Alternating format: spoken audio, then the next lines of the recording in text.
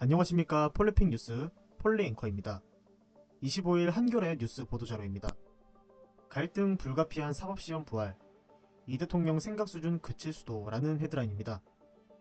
이 대통령은 25일 광주 국립아시아문화전당에서 열린 광주 시민, 전남도민 타운홀 미팅 행사에서 한 시민이 사법시험을 부활시켜달라고 요구하자 개인적인 생각이라며 이렇게 말했습니다. 이 대통령은 안 그래도 실장 대변인과 점심 먹으며 사법시험 부활 얘기를 했다며 법조인 양성 루트가 좀 문제가 있는 것 같다. 음서제가 되는 것 아니냐. 과거제 아니고 그런 걱정을 잠깐 했다고 말했습니다. 이어 이 대통령은 로스쿨 제도가 이미 저렇게 장기간 정착됐으니 그걸 폐지하기는 쉽지 않을 테고 그렇다고 모든 길은 오로지 로스쿨 외에는 없다. 꼭 이래야 되느냐고 말했는데요. 이 대통령은 김용범 정책실장에게 시민이 오늘 말씀하신 것들을 염두에 두고 검토나 한번 해달라고 요청했다고 합니다. 이 대통령이 사법시험 부활에 대해 언급한 건 이번이 처음은 아닌데요.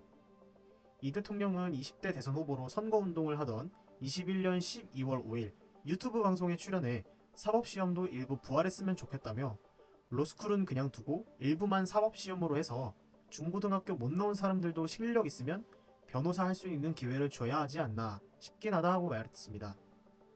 반면 로스쿨 제도의 문제점을 지적하며 사법시험 부활을 촉구해온 대한법학교수회 회장인 백원기 전 인천대 법학부 학장은 이와 관련해 독점적 제도는 부패하게 되어 있다.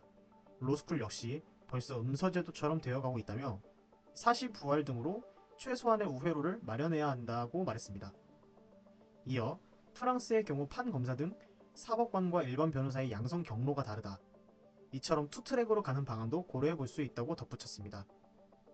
이를 의식한 듯 이 대통령은 사법시험 부활을 정책으로 하는 문제는 사회적 경론이 벌어질 일이라 쉽게 얘기를 못하겠는데 개인적으로는 공감한다고 말했으며 대통령실 관계자도 대통령의 발언이 실제 정책으로 이어질지에 대한 질문에 지금은 대통령의 생각 수준의 단계다라고 설명했습니다.